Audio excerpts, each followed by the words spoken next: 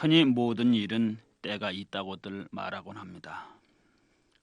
공부하는 것도 때가 있고 돈을 버는 것도 때가 있으며 연애하는 것도 때가 있다고들 말하지요. 그런가 하면 마음을 닫고 수행하는 것도 때가 있다고 말을 합니다. 시험에 낙방하고 나서 후회하는 것도 알고 보면 스스로 때를 놓쳤음을 고백하는 것이라고 볼 수 있습니다. 늙고 병들어 빈궁함을 탓하는 것도 젊었을 때를 놓쳤음을 말하는 것이라고 볼 수 있습니다. 오늘은 때를 놓치고 쓸쓸하게 살아가는 늙은 부부에 대한 부처님의 말씀을 소개하고자 합니다. 부처님께서 고살라구의 사위성에 있는 기원정사에 계실 때였습니다. 그날 부처님께서는 밥을 얻고자 이른 아침에 거리로 나섰습니다. 그날은 부처님의 사촌이자 항상 옆에서 시봉을 하고 있는 아난과 동행을 하게 되었다고 합니다.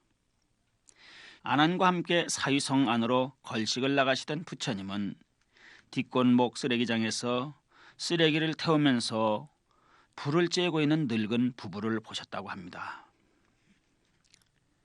부처님은 쓰레기장의 불 앞에 쭈그리고 앉아있는 늙은 노인들의 모습이 마치 힘이 없어 날지 못하는 늙은 따오기를 연상케 하였던 모양입니다. 그 늙은 부부의 처량한 모습을 보시면서 아난에게 말씀하시기를, 아란아, 너는 저 늙은 부부를 보았느냐? 저 늙은 부부가 젊었을 때 건강한 몸으로 부지런히 재물을 모았더라면 그는 성안의 첫째가는 부자가 되었을 것이요, 만일 출가하여 수행을 했더라면 훌륭한 아란이 되었을 것이니라.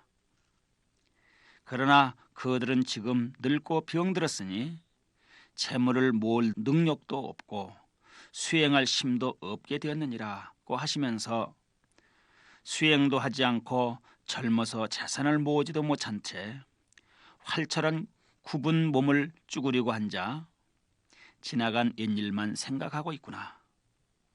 그 모습은 마치 늙은 따오기가 쓸쓸히 빈 연못을 지키다가 죽는 것 같다고 말씀을 하셨습니다.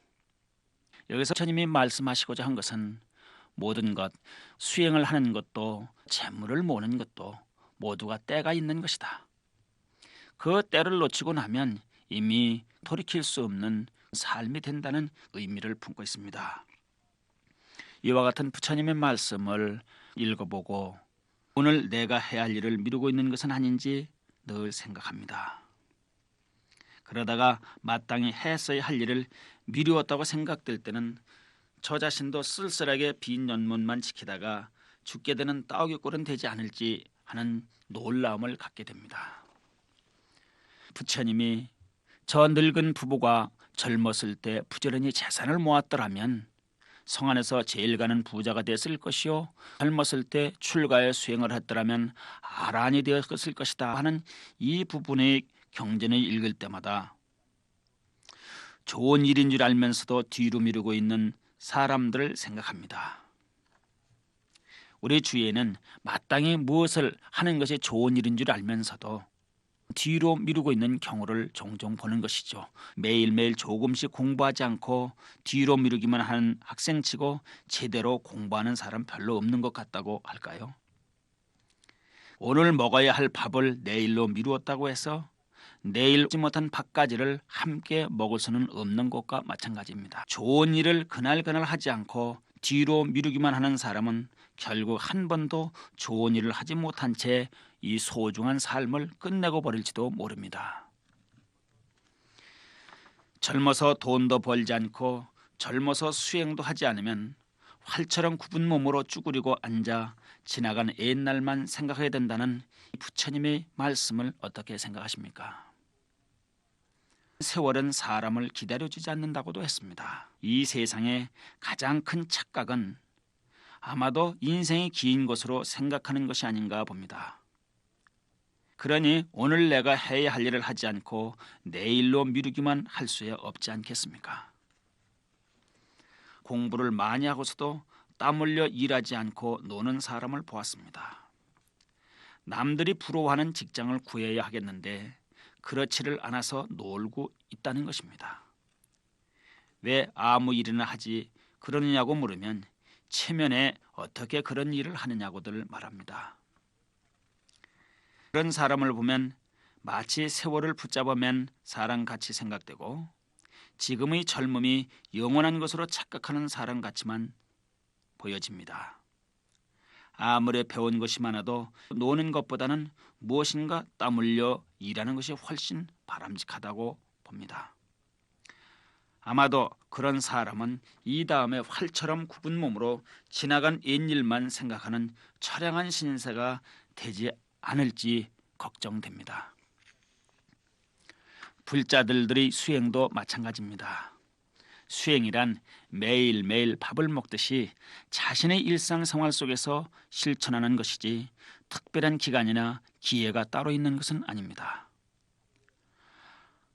하루에 단 5분이나 10분이라도 좌선을 하든지 단 한 귀절이 경전이라도 읽고 생각을 해보든지 또는 염불을 열심히 하든지 그 무엇이든지 늘 생활 속에서 밥 먹듯이 이렇게 자연스럽게 실천해가는 것이 수행입니다. 수행의 저력은 매일매일 조금씩 하는 데서 쌓이는 것이지 어느 날 갑자기 한다고 해서 생기는 것은 아니라고 봅니다. 지금 당장 비록 적은 시간이지만 매일매일 짬을 내서 닦아가야 한다는 사실입니다.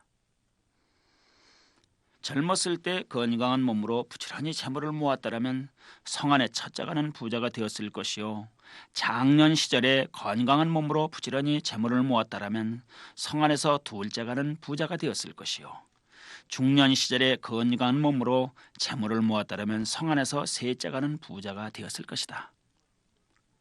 또한 젊었을 때 출가해서 부지런히 수행했더라면 아라한이 되었을 것이요, 장년에 출가하여 부지런히 수행했더라면 아나함이 되었을 것이며, 중년에 출가해서 부지런히 수행했더라면 사다함이 되었을 것이다. 부지런히 재물을 모으라는 것은 세속적 의미의 부자이기를 말씀하신 것이고, 부지런히 수행하라는 것은 부처님과 동행하는 제자에게 말씀하신 것이겠지만, 결국은 세속이건 출가이건 자신의 나이를 가리지 말고 자신이 가야 할 길을 성실하게 매일매일 가야 한다는 가르침입니다. 부처님의 말씀이 적힌 경을 자신의 얼굴을 비추어 보는 거울이라고 했습니다. 부처님의 경전을 보고서 자신을 경책하지 않을 수 없기 때문입니다. 그래서 저는 사람들에게 말하기를, 하루에 거울을 몇 번을 보십니까? 하루에 거울 보는 것이 몇 분의 1이라도 부처님의 가르침이 적힌 경전을 봅시다라고 말입니다. 하루에 10번 거울을 보는 사람이 그 10분의 1만 단 한 번만이라도 경전을 읽어준다면 지금보다는 훨씬 더 성숙된 삶을 살아갈 수 있을 것이라고 믿습니다.